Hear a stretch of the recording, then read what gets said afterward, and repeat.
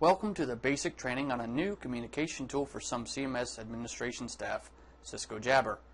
Cisco Jabber will allow those employees who have it to be able to communicate via instant messenger, phone, and video calls through your PC, laptop, iPhone, or iPad. Cisco Jabber is an easy way to keep up with your coworkers or employees. You will also be able to download the Jabber app for your iPhone and iPad. Let's click on the Cisco Jabber icon. Here is a box that says, "Sign me in when Cisco Jabber starts." Once we check this box, we will automatically be signed in when the computer restarts. There is a link under the sign-in called Advanced Settings. There is no need to click on it. All of your settings have already been configured.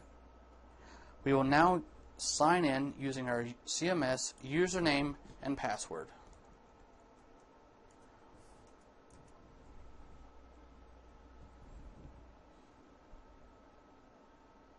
When Jabber first opens, we can see that it doesn't cover the entire screen. In the top left, you can see your name and your availability status. By clicking the down arrow by your name, you can change your availability status to a pre-made status. You can also create a custom status by clicking in the status bar and changing it manually.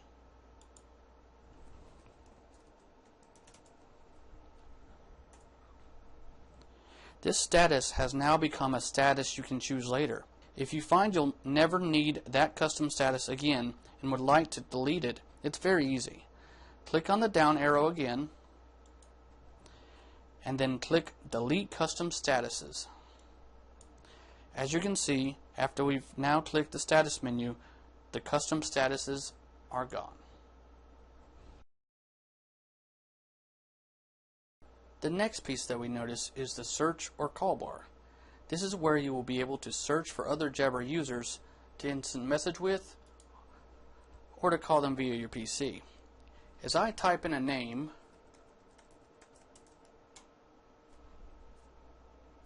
you'll notice that other contacts will automatically come up. As I've clicked on the person we want to communicate with, we'll see a bubble and a phone icon. The bubble is if you would like to IM that person with Jabber. Not all employees can do IM because not all employees have Jabber. The phone icon will allow you to call that person via your PC.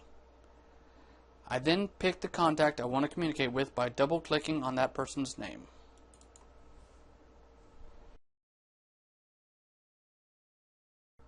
Now that we've checked on the person we would like to communicate with, we are able to instant message with them in the space provided. Instant messaging with Jabber gives us many options. We can send a quick screen capture by clicking on the dotted square with scissors icon and positioning our area that we'd like to send as if we're cropping a picture. And hit enter. And this automatically shows up on the other person's instant message. We are also able to attach a document and send it directly through the IM.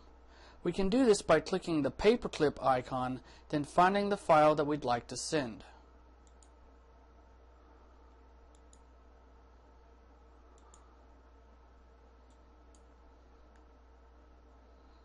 The other person would then have to accept the document. Of course, there are emoticons for those of us that like to use them. Right here. With those, we can pick a smiley face, a frowny face, or even just a angry face. The T icon is where you can edit your text. Edit your text as in bold, italic, underline, font size, and font. By clicking on the T again, it goes away. Beside the T icon is the Add Participants button for a group text or even a group IM meeting. In the search directory bar, you would be able to locate contacts that you would wish to join if they are able. The next icon is to show the chat separate from others if desired. A convenient option that the Instant Messenger has is if you are doing a one-on-one IM with someone, you can share your screen by clicking the More button here and then Share Screen button. The person that you would like to share your screen with will need to accept your share.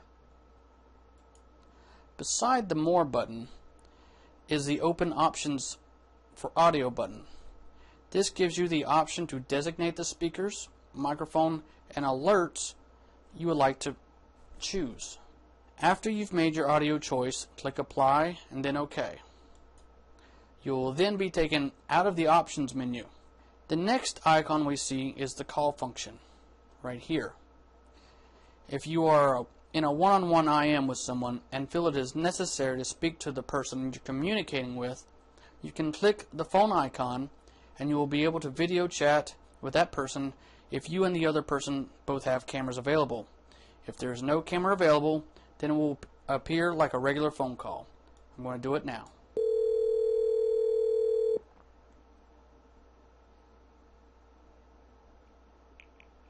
As you can see, the camera on both ends are visible. Mine is visible to the person I'm communicating with, and the person that I'm communicating camera is visible to me.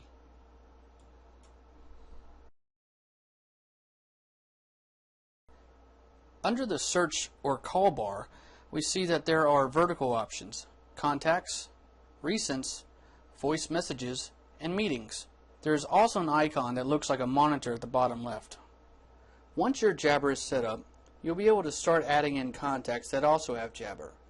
This will give you the ability to know if the other person you would like to communicate with is available for communication with you, as we have previously gone over. You'll be able to click on your contact's name and then IM or call that person. Once you have added a contact, you will be able to add that contact to a group that you have created. Adding a contact's easy.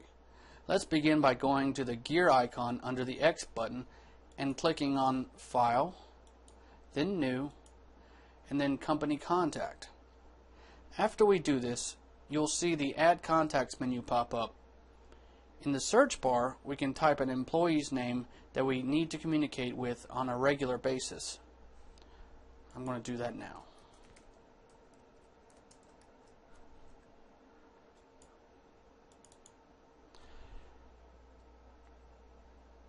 We then find who we're looking for. At this point, we can either add them to an existing group that we've created or create a new one.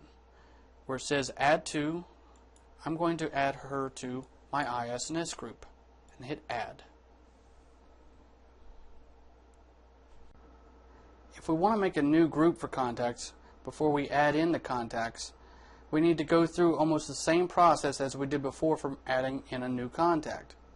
We'll go to the gear, hit File, hit New, and then hit Group. It then gives us the option to name our group. I'm just going to call it New Group. And then Create, and there you can see the new group is in your bin.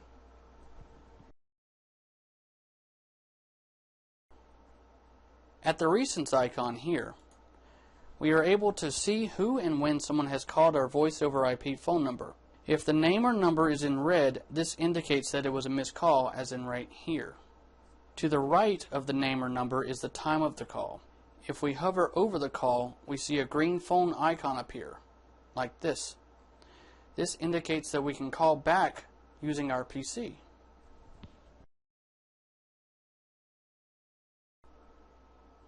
On the voice messages icon here that looks like a tape, we are able to see who has called and left us a message. Beside the name or number to the right is the day and time of the call. Under the name or number, we are able to see the duration of the message. When you're ready to hear the message, you will press the play button here to the right of the day and time indicators. Hey, Mr. Hardis, this is with Time Warner Cable Business Clay. Underneath your voice messages is the Call Voicemail button here. If we click on this button, we can manually go through the voicemail messages and settings in the Jabber program. Now we've come to the Meetings tab on the left of the vertical design. This button here shows all of our meetings scheduled for the day from our Outlook calendar. Lastly, we've come to this bottom icon here that looks like a computer monitor. If we click on this, it shows us a little menu that says, use my computer for calls, use my phone for calls, or forward calls to. If we're using Cisco Jabber, we're going to use my computer for calls. Thank you for watching this basic tutorial on the CMS Cisco Jabber. If you have any further questions, you can contact the help desk at 980-343-5736. Thank you.